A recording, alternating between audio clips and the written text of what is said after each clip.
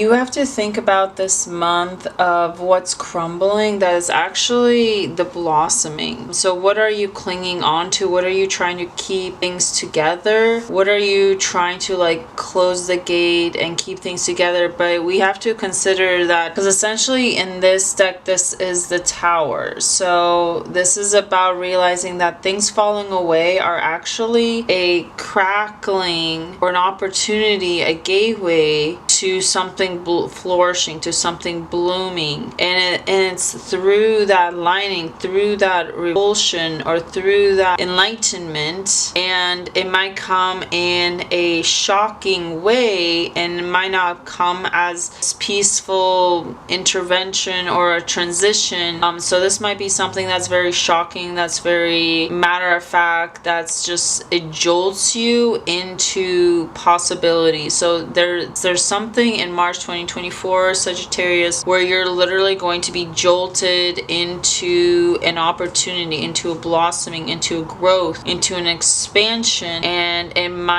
you might resist it. So you have to ask yourself, what am I clinging on to? And what you might be clinging on to, Sagittarius, is that these are also, I was just considering this, especially with like, I think the new moon in Libra is coming up, is that right? Or the full moon in Libra. But there's the moon in Libra, which is about codependency, and with Libra, the shadow of Libra, and I'm saying this as a Libra sun, and Libra Mars, there's a tendency with Libra of like wanting to make it work for everyone. But the lesson here, and that might be your Tower moment, is that you can't, you're Sagittarius, so I don't think you really have a problem with this, but you're not for everyone. So you have to understand that you are for people, for certain people, and you are meant to be heard by people, you're meant to influence people, you're meant to expand in certain ways. Your expansion might come in abrupt ways that are like, that just might be how you move into change. I am depending on other factors in regards to your life, but the lesson here is that you're not for everyone. So embrace your weirdness and face your true north, which I feel isn't that difficult for Sagittarius. But it's like, what are you trying to cling on to? Are you trying to be someone for everyone so everyone's happy and content? Are you trying to be liked by everyone at work? Like, you can't be everything for everyone, because then by that account you are no one. The point of embracing our weirdness and stepping into our weirdness and stepping into our uniqueness is that getting like, be a peony, not a daisy. And I know I mispronounced that flower, but you won't be able to attract your tribe, your network, if you're not showing up as yourself. If you're trying to be liked by everyone, you're not going to attract anyone at all, because you're going to attract everyone, and then your energy is going to be trying to make these people happy, and not on just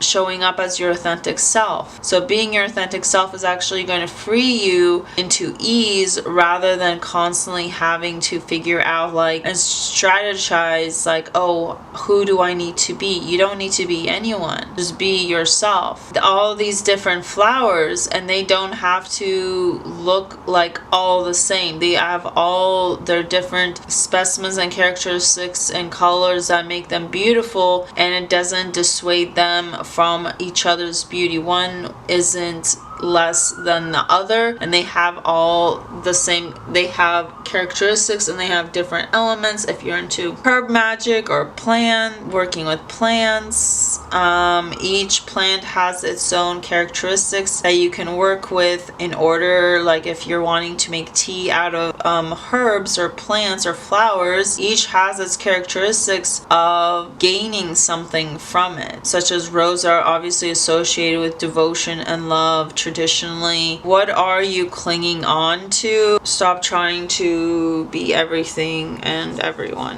And again, this is about crumbling. What are you clinging on to, and who or what is triggering you right now? So I feel right now there's a reflection And you can see like she's kind of letting go of petals or something out. So it's like, let go of your expectations, let go of your limitations. Like, you're not limited to your own scope of what you think you need to be. Just like, be in your essence, be in your true north, be in your weirdness. And by being in your weirdness, you're going to reflect to the world. Being in your inner self, you're going to reflect back to the world of what the universe can bring to you, the kind of people that the universe can bring to you. But right now I feel like the tower is that you're being triggered a lot. There's a lot of reflection in your life of what you need to change, and that's being reflected. And if we don't listen to what's being reflected to us, oftentimes what happens is the tower falls. So ultimately the tower is going to fall no matter what. The foundation isn't clear. There's contamination, or there's mold in some aspect that you built up, and it's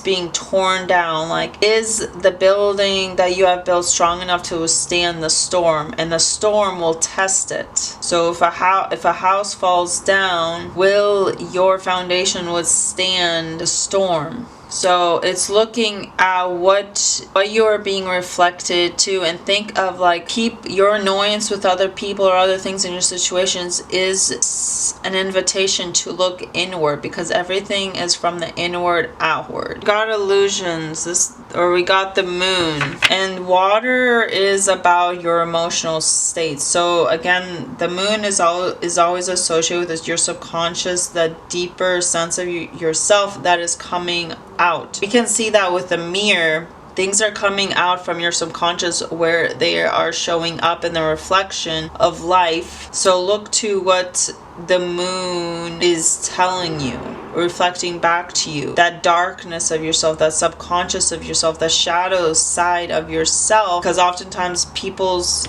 our annoyance with certain people in our life is actually a reflection, contemplation into our own self, an annoyance with our darkest self. So there's some shadow work that you need to do, and when we keep ignoring what is near to us, what is being brought to us from the moon, especially with the tower and the moon, you gotta be careful, because this is something that's going to fall away no matter what. So it's better to be the one that walks through that tower moment, that faces your illusions, your subconscious, that goes into that subconscious. You're trying to be everything for everyone, and that's an illusion. That's like a facade, a mask. The moon is also the mask. So let what isn't aligned with you fall away. Don't cling on to what's falling away and trying to make people like your certain situations work. And they're not meant to work for you, because what happens is when we try to cling on to it, it's actually more detrimental. This is something that's occurring from divine timing, from divine intervention.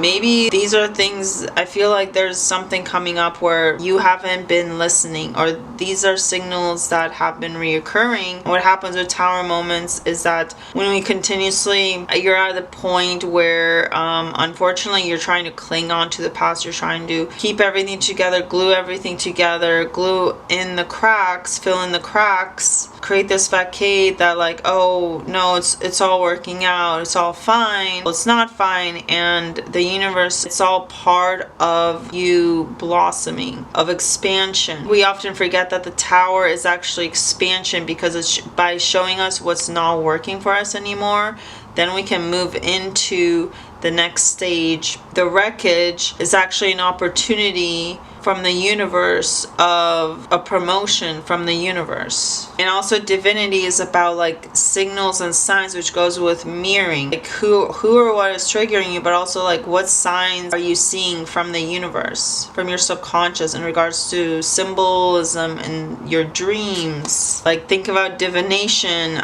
It can be angel numbers, it can literally be anything. These are messages from your spirit guides. If you're ignoring these, consciously and subconsciously, guess what? It's all gonna come down no matter what. Back of the deck, we have dream time. So like I said, this is about your dreams. Like, look into your dreams, passageway through the dreams, alchemy through the dream world, like a passageway. So, but also I'm feeling like you're stuck. There's something where you're feeling stuck. You feel like you can't pass. You're seeing the doorway, but like you can't pass through because like the hand, like trying to get through a passageway, but you feel stuck. Like there's this stuckness. And the Empress is a card that everyone wants because she's about having that abundance. She's fertile in everything. She's fertile. I mean, often she's associated with childbearing, but it can also be or birth, but it also can be birthing opportunities.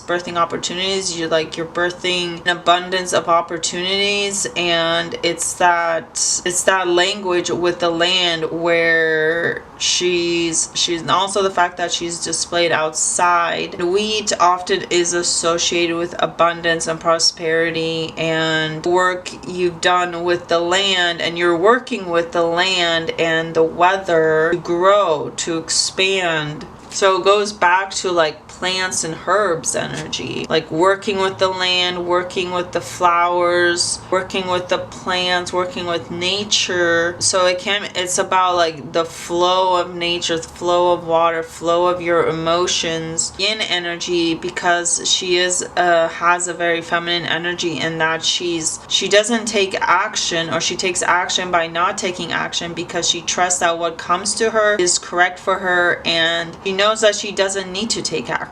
The universe allows what needs to come, and that she trusts seasons, and she counts on the seasons to bring in the fruit, the earth, the environment provides. The environment provides for her because she takes care of the earth, and there's this relationship with the land and the earth and nature. A creativity with your emotions. Because Page of Cups in traditional tarot, it has this like childish or inner child where you're curious, you're invested in your dreams, and it's like this dream state, because like in Page of Cups in traditional, there's actually like a fish. So it's like this is an indignation.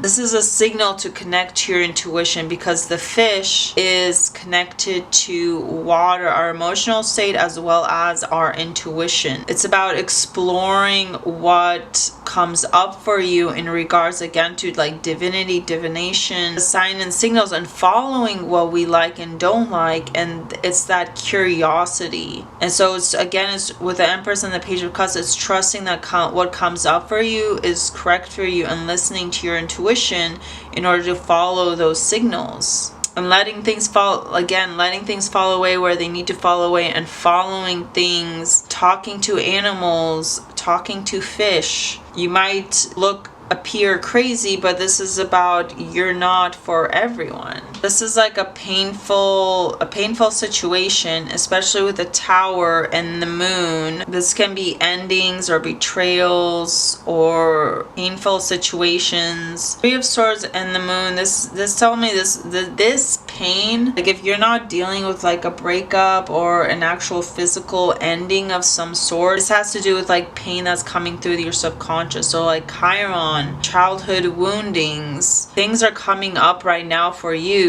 in regards to that you need to pay attention in regards to your emotions, because if not, there's going to be a Tower moment.